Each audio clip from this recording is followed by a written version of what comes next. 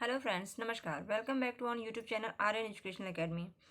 Friends, आज हम आपके सामने लेकर के आ गए हैं पर्यावरण अध्ययन ईवीएस के कुछ मोस्ट इम्पॉर्टेंट क्वेश्चंस हम आज स्टडी करेंगे, देखेंगे, प्रैक्टिस करेंगे। और दोस्तों, आज का ये जो प्रैक्टिस सेट है, मतलब प्रीवियस ईयर पेपर है। 2 महीने भी अब नहीं रह गए हैं आपके पास, 1 महीने 25 दिन आपके पास रह गए हैं। और जैसी मैंने स्ट्रेटजी बताई थी उसी स्ट्रेटजी को फॉलो कीजिए। प्रीवियस ईयर पेपर कीजिए, कितने बन रहे हैं कितने नहीं बन रहे हैं। उसके बाद आप अपनी स्टडी को मजबूत कीजिए, जो नहीं आ रहा है उसको देखिए। उसके बाद फिर अगेन प्रैक्टिस सेट और प्रीवियस ईयर पेपर, और फिर प्रॉपर टाइमिंग में पेपर कीजिए। यही 3 ट्रिपल P का फंडा अपनाइए दोस्तों। आप आराम से इन 2 महीनों में, 1 महीना 25 दिन रह गया है, आप अपना अच्छा स्कोर कर पाएंगे। तो चलिए ईवीएस के सेक्शन को आज हम देखते हैं। ईवीएस के सेक्शन में दोस्तों एनसीईआरटी से सीटेट में क्वेश्चन आते ही आते हैं।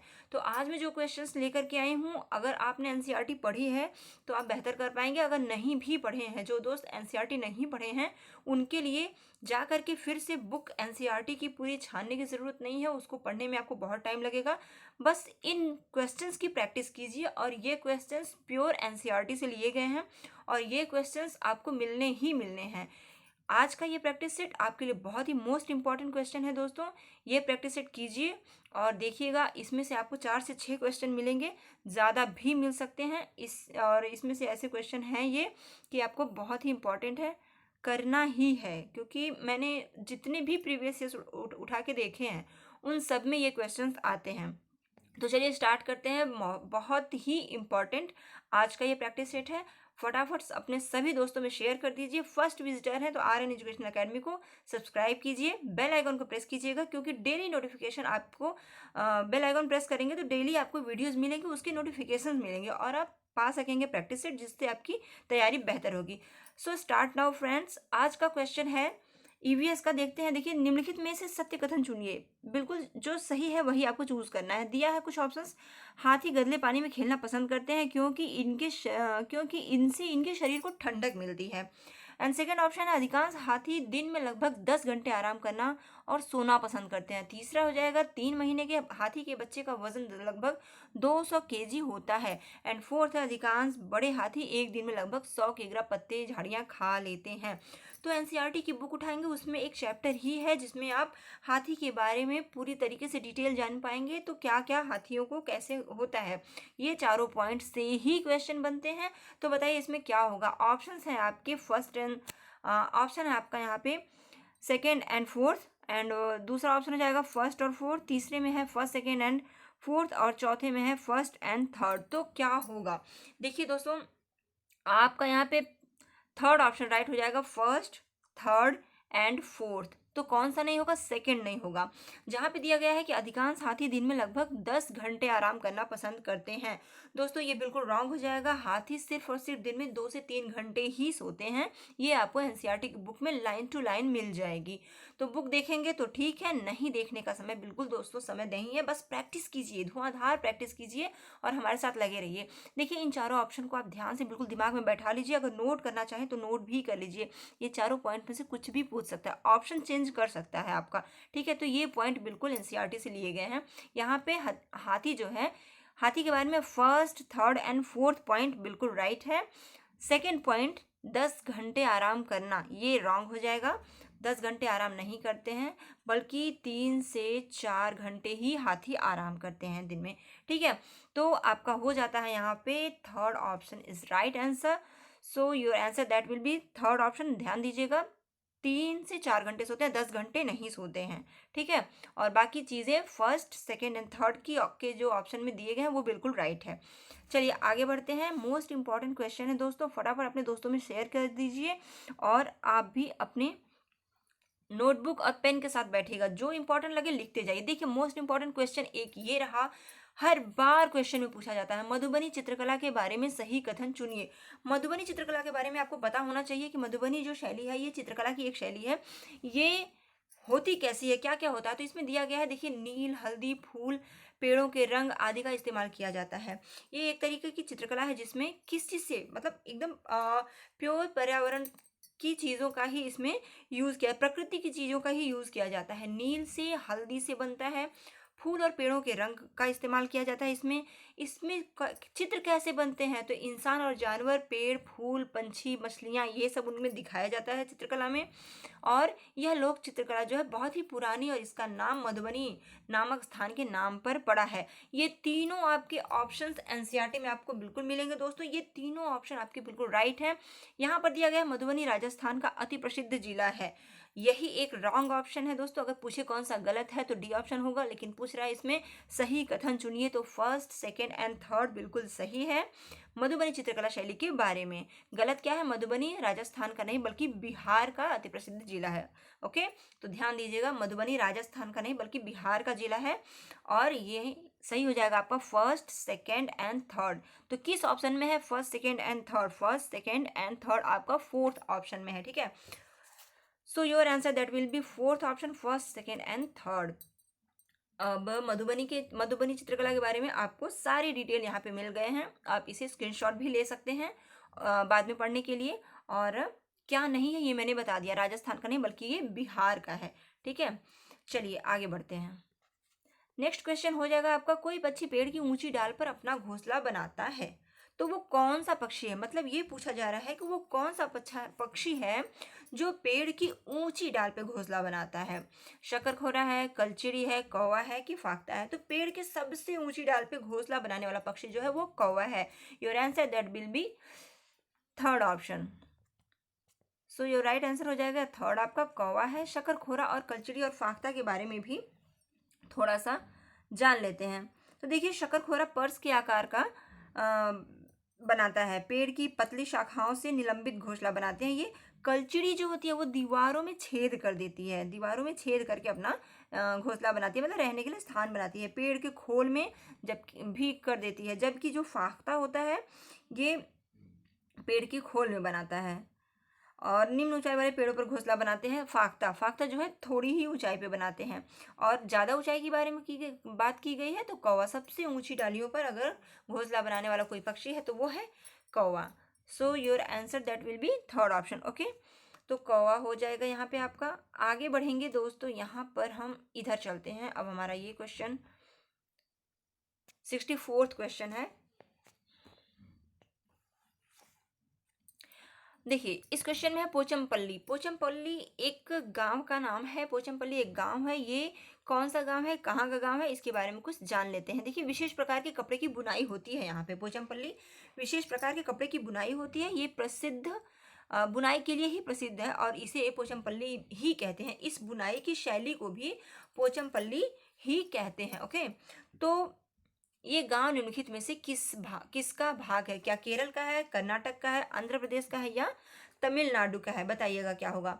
तो दोस्तों, पोचमपल्ली आंध्र प्रदेश का भाग है, और आंध्र प्रदेश के भी नालकोंडा जिले में स्थित है। आंध्र प्रदेश के नालकोंडा जिले में। नोट कीजिएगा दोस्तों, नोटबुक और पेन लेके बैठिए। एनसीईआरटी के मोस्ट इंपॉर्टेंट क्वेश्चन आज मैं करा रही हूँ, जो कि आपके ईवीएस के सेक्शन में आपको हूबहू ये क्वेश्चन देखने को मिलेंगे। नोट कर लीजिए मेरी इस बात को, आपको यहाँ से हूबहू ये क्वेश्चन देखने को मिलेंगे, हर बार आते हैं एनसीईआरटी के क्वेश्चन।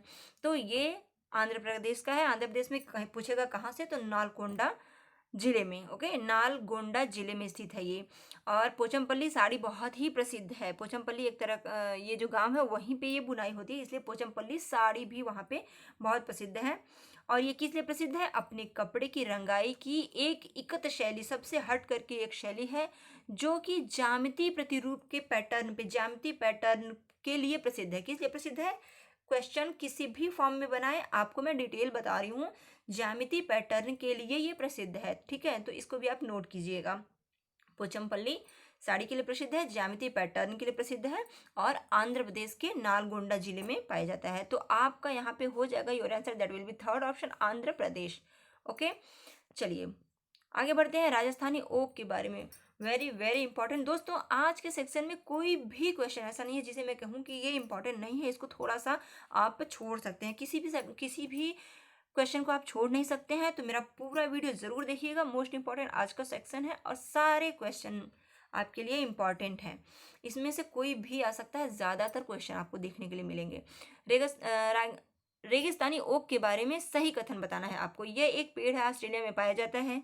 यह एक विशेष प्रकार का पेड़ है जिसकी जड़ें टहनियों से लटकती हैं और इस पेड़ की जड़ें जमीन में उस गहराई तक जाती हैं जब तक कि पानी तक न पहुंच जाएं।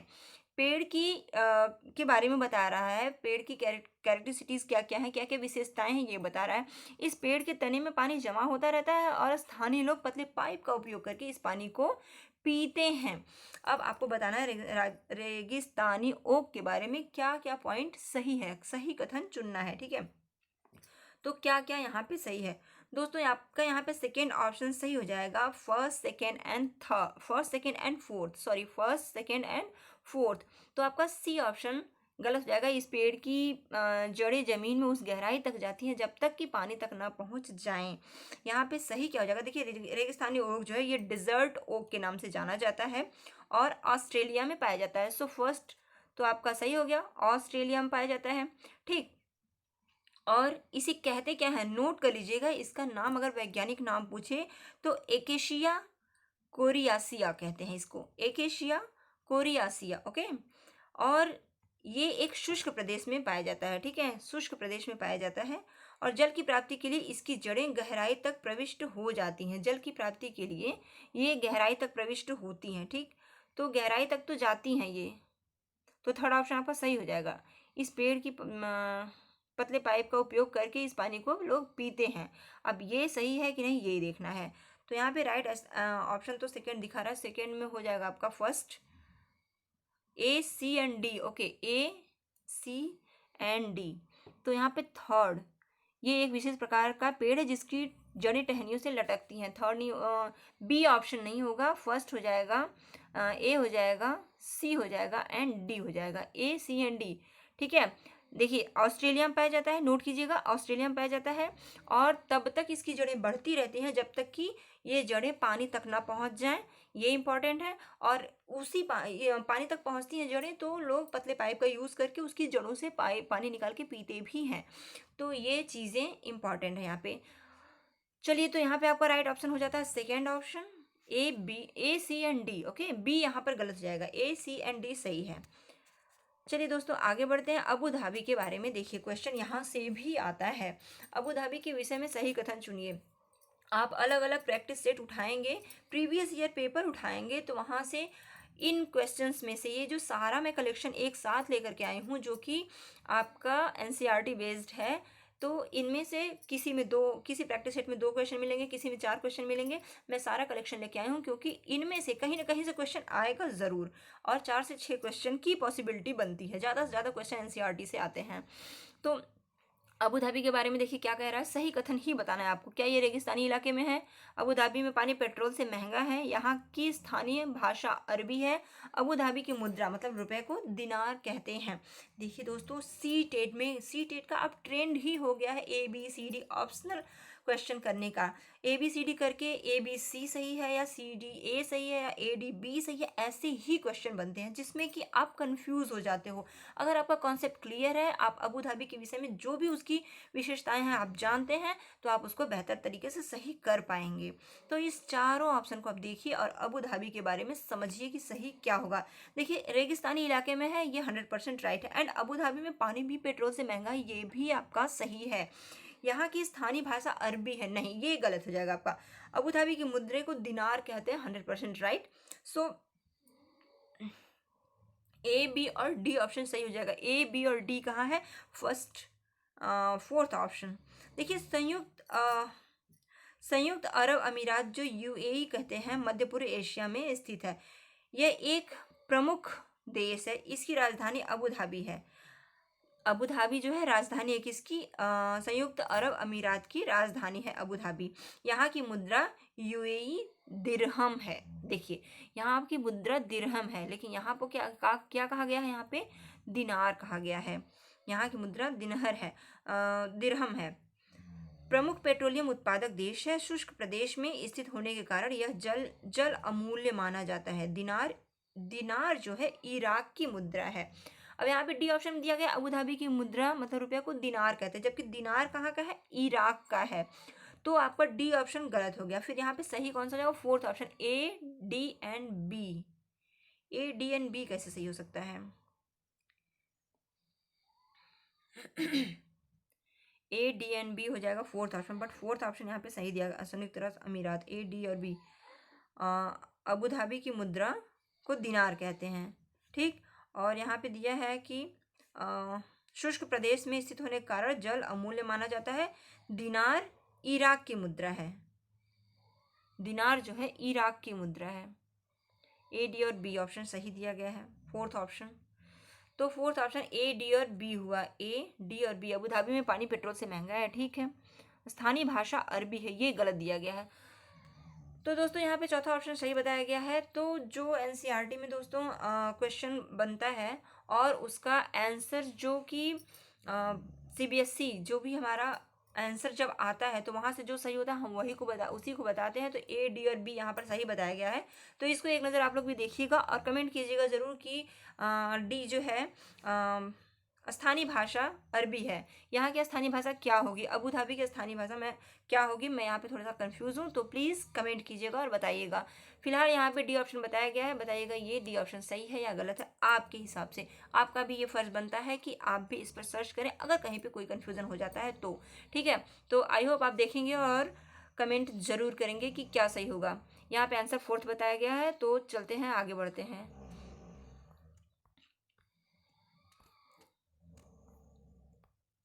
देखिए नेक्स्ट क्वेश्चन है, कुछ जानवर रात में जागते हैं। ये जानवर हर चीजों को जिन रंगों में देखते हैं वे हैं। कुछ जानवर रात को जागते हैं। रात को जागने वाले जानवर कुछ हर चीजों को किन रंग में देखते हैं, ये पूछा जा रहा है। बैंगनी और नीला, हरा और पीला, काला सफेद या लाल और संतरी।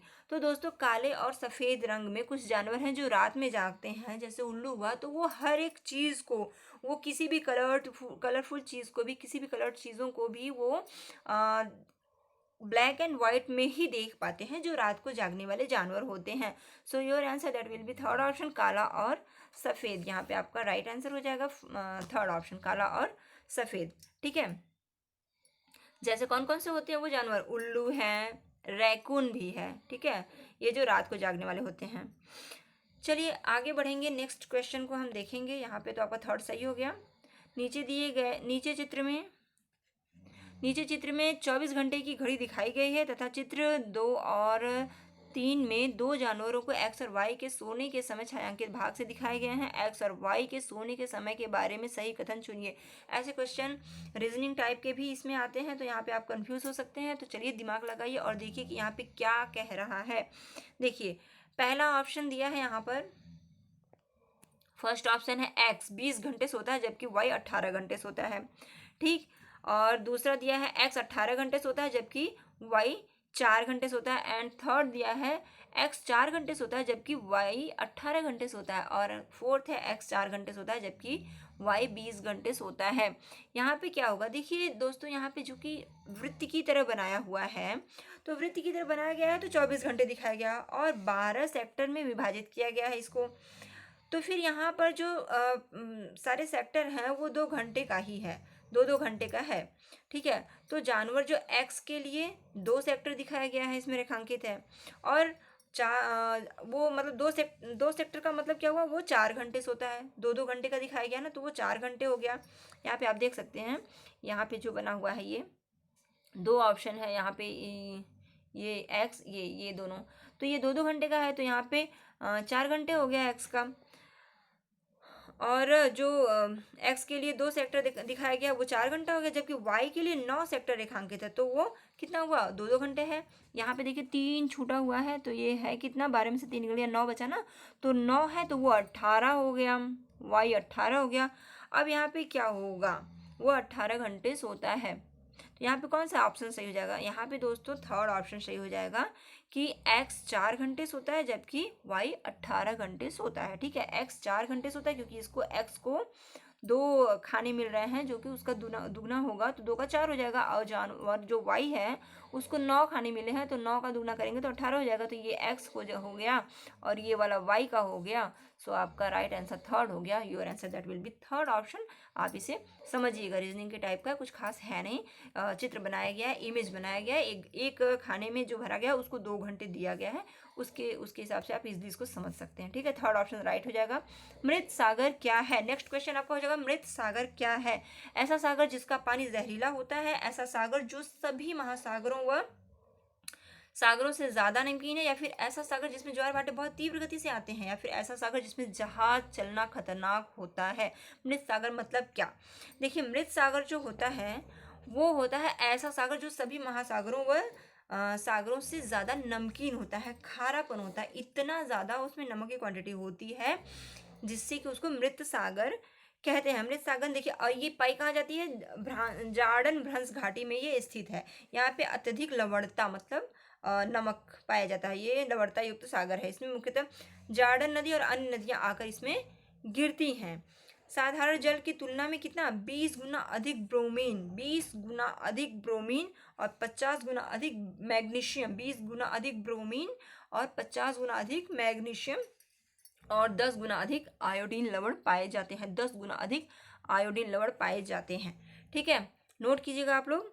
इसमें 20 गुना अधिक ब्रोमीन, 20 गुना अधिक ब्रोमीन नोट कर लीजिएगा, और 50 गुना अधिक मैग्नीशियम। ठीक है, ये ब्रोमीन और ये Mg मैग्नीशियम, एंड 10 गुना अधिक आयोडीन पाए जाते हैं। 10 गुना अधिक आयोडीन पाए जाते हैं। तो यहाँ पे आपका राइट आंसर हो जाएगा सेकंड दोस्तों। मृत सागर ऐसा है जो कि सभी सागरों महासागरों से ज्यादा नमकीन है। ठीक, your answer that will B second option. चलिए आगे बढ़ते हैं। नेक्स्ट क्वेश्चन हमारा, कक्षा 3 के विद्यार्थियों को भोजन का पाठ पढ़ाते समय अंजलि योजन संबंधी आदतों में, यहाँ पे शायद भोजन ही हो जाएगा, भोजन संबंधी आदतों में योजन लिखा हो। योजन संबंधी आदतों में क्या करती है? सांस्कृतिक क्षेत्रीय विविधता पर विशेष ध्यान देना चाहती है। नीचे दिए गए भोजन संबंधी आदतों में विशेष ध्यान देना चाहती है। नीचे दिए गए अधिगम अवसरों में किसके द्वारा विभिन्न विद्यार्थियों को वांछित जानकारी दी जा सकती है? देखिए समझिएगा, ऑप्शन देखिए दिया गया है, विभिन्न क्षेत्रों में संस्कृतियों के भोजनों को दर्शाने वाले चार्ट का उपयोग किया गया है, उसकी व्याख्या करना है। या फिर विभिन्न क्षेत्रों या संस्कृतियों के विद्यार्थियों को उनके घरों में खाए जाने वाले भोजन मंगाकर प्रदर्शित करना और सहपाठियों से सूचनाओं को आदान प्रदान करना है। या फिर पाठ्य पुस्तक में विभिन्न प्रकार के भोजनों के विषय में दी गई जानकारी को और विस्तृत व्याख्या करना है।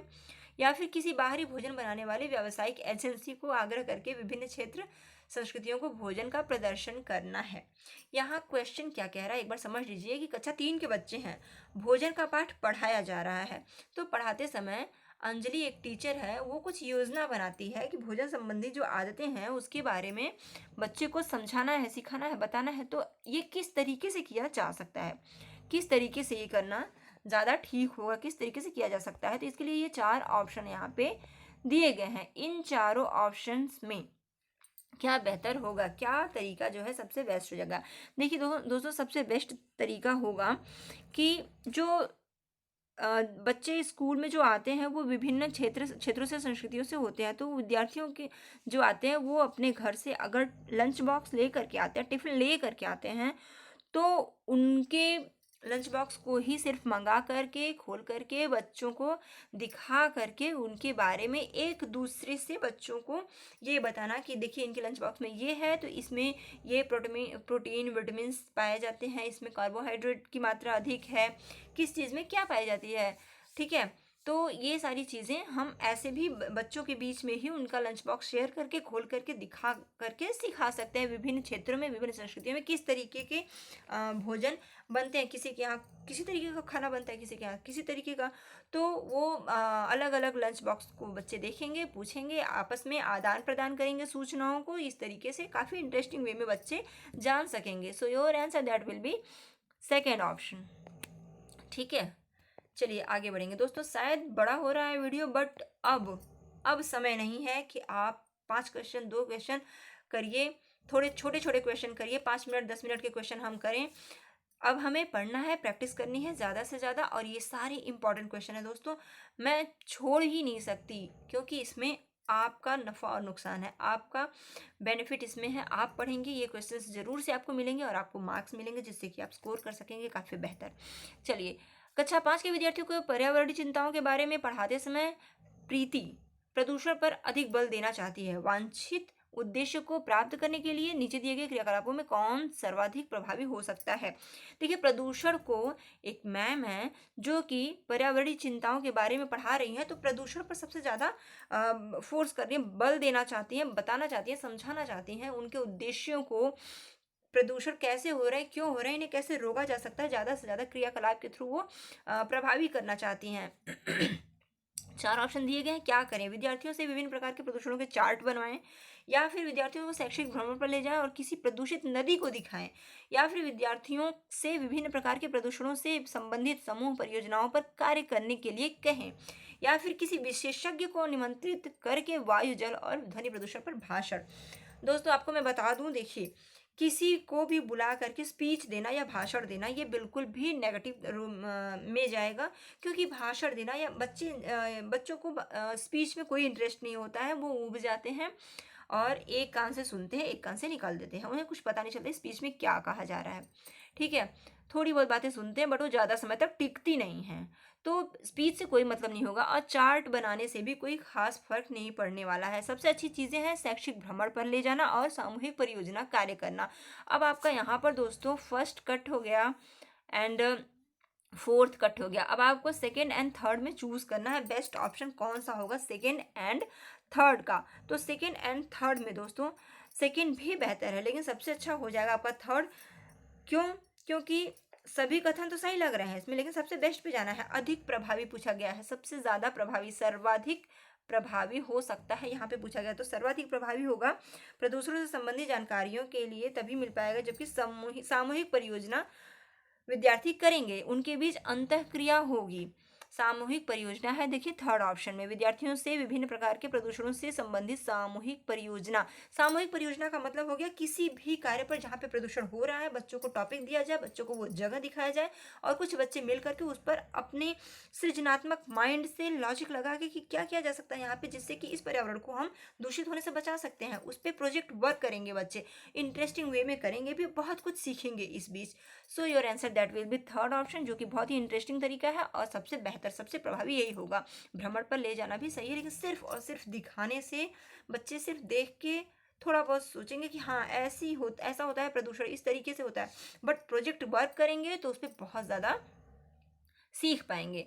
तो ऐसे ही ऑप्शन को आप फर्स्ट इंपॉर्टेंट देंगे, प्रथम वरीयता देंगे और सही लगाएंगे, जो सबसे बेस्ट होगा चारों में वही आपका बेस्ट होगा। दो में अक्सर कंफ्यूजन हो जाता है, लेकिन हमें बेस्ट ऑप्शन को पर जाना है। Your answer that will be third option. अगला क्वेश्चन देखते हैं, जो कि हमारे आज के सेक्शन का लास्ट क्वेश्चन होगा। दोस्तों ज़्यादा से ज़्यादा लोगों तक शेयर कीजिए और चलिए देखते हैं ये क्वेश्चन भी। नेहा कक्षा 5 के ईवीएस विषय में नीचे दी गई मूल्यांकन तकनीकी का प्रयोग करती है। दोस्तों अच्छा लग रहा है तो प्लीज़ आप लोग अभी तुरंत लाइक कर दीजिए, और अगर नहीं लग रहा है तो प्लीज़ कमेंट कीजिए कि आपको क्या चाहिए, कैसे चाहिए, आपके कमेंट का स्वागत रहेगा। ईवीएस में नीचे दी गई मूल्यांकन तकनीकी का प्रयोग करती है। देखिए, हस्त सिद्धि क्रियाकलापों का मूल्यांकन, गृह कार्य मूल्यांकन, परियोजना कार्य मूल्यांकन, मौखिक परीक्षा। नेहा जो है कक्षा 5 के ईवीएस में दिए गए नीचे ये चारों चीजें जो दी गई हैं मूल्यांकन तकनीकी का प्रयोग करती है। नेहा तो वो क्या कर रही है, देखिए यहाँ पर भी ऑप्शंस दिए गए हैं, बट ये चारों ऑप्शन में से कौन कौन सा होगा यहाँ पे दिया गया है। पहले ऑप्शन में हो जाएगा दोस्तों सेकंड एंड थर्ड, दूसरे में हो जाएगा फर्स्ट एंड सेकंड। देखिए पहले क्वेश्चन ऐसे ही आते थे, इन चारों में से कोई आपको एक बता देना होता था, लेकिन अब जो क्वेश्चन की फॉर्म होती है ये दो तीन को एक में मिला करके जब ऐसे ही आता है। थर्ड क्वेश्चन हो जाएगा आपका सेकेंड एंड फोर्थ, और फोर्थ में है आपका फर्स्ट एंड सेकंड। तो यहाँ पे सही क्या होगा, देखिए हस्त सिद्ध क्रियाकलापों का मूल्यांकन और मौखिक परीक्षा, अधिक वस्तुनिष्ठ मूल्यांकन, गृह कार्य, ये सारा कुछ जो होता है द्विदिशीय संचार कम होता है, इसमें ये सब अधिक वस्तुनिष्ठ नहीं बन पाता है। ठीक है, सही क्या हो जाएगा उस पर आते हैं। देखिए यहाँ पे सेकंड ऑप्शन सही हो जाएगा। सेकंड ऑप्शन में है क्या, आपको ये देखना है। देखिए हस्त सिद्ध क्रियाकलापों का मूल्यांकन फर्स्ट है एंड फोर्थ है मौखिक परीक्षा। कक्षा 5 के ईवीएस के विषय में नीचे दिया गया है ये चारों चीज़। तो मूल्यांकन तकनीकी का प्रयोग, मूल्यांकन करना है तो कैसे करेंगे, मौखिक परीक्षा के थ्रू। आप देखिए मौखिक परीक्षा करेंगे तो बच्चे की माइंड के लेवल पे आप जान पाएंगे बच्चा मौखिक, मतलब जो बच्चा लिख नहीं सकता है वो बच्चा मौखिक परीक्षा के थ्रू बता पाएगा, ओरल बता सकेगा, और नहीं तो फिर आप हस्त सिद्ध क्रियाकलापों का से भी मूल्यांकन कर सकते हैं। सो यहाँ पर फर्स्ट एंड फोर्थ यहाँ पे ये दोनों सही हो जाएगा, फर्स्ट एंड फोर्थ। तो ऑप्शंस हैं जिस तरीके की फर्स्ट सेकंड थर्ड फोर्थ ऐसे करके ऑप्शन दिया गया है कि दो दो तीन तीन को एक में करके, तो आपका सेकंड ऑप्शन सही है, जो कि यहाँ पे फर्स्ट भी होगा, फर्स्ट होगा एंड फोर्थ होगा, जिसमें दोनों आ जाएंगे। क्योंकि जो बच्चे नहीं लिख पाते हैं वो मौखिक रूप से ओरल बताएंगे, जो बच्चे ओरल बता लेते हैं वो भी और हस्त सिद्ध क्रियाकलापों को करके भी बताएंगे। तो फर्स्ट और फोर्थ दोनों को मिला के आपका आंसर बनेगा। तो आज दोस्तों हम ईवीएस के कुछ मोस्ट इंपॉर्टेंट क्वेश्चन को हमने देखा, यहाँ पे हमने चर्चा किया, और क्वेश्चन के साथ साथ हमने काफ़ी कुछ देखिए 4 ऑप्शन पर बात की, और ये चारों ऑप्शन आपके लिए इंपॉर्टेंट है। तो आज का ईवीएस का सेक्शन कैसा लगा कमेंट के थ्रू बताइएगा, और ज़्यादा से ज़्यादा लोगों तक शेयर कीजिएगा प्लीज़ दोस्तों। अभी लाइक का बटन ज़रूर से दबा दीजिए हमारे लिए, और हम आगे आपके लिए हर सब्जेक्ट की पेडागोजी को कराएंगे। तो हमारे साथ बने रहने के लिए आर्यन एजुकेशनल को सब्सक्राइब कर दीजिए अगर आप फर्स्ट विजिटर हैं तो, नहीं तो आपने सब्सक्राइब किया है तो आपको सारे वीडियोस ज़रूर मिल रहे होंगे। तो कैसा लगा आज का हमारा प्रयास बताइएगा ज़रूर। आज के लिए बस इतना ही, नेक्स्ट वीडियो में और अच्छे अच्छे क्वेश्चन हम लेके आएंगे, तब तक के लिए धन्यवाद।